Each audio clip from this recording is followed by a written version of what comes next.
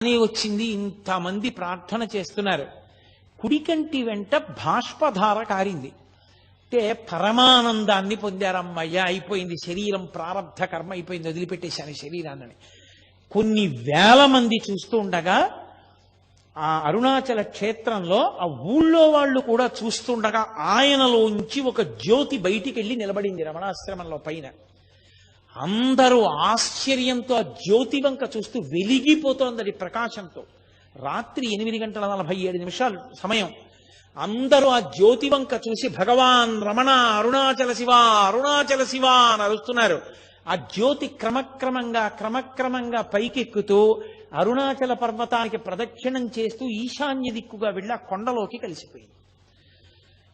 అంతే, అక్కడతో భగవాన్ రమణుల యొక్క శరీరం విడిచిపెట్టేశారు. విభూతి రాశారు, చందనం అలదారు. ఇంత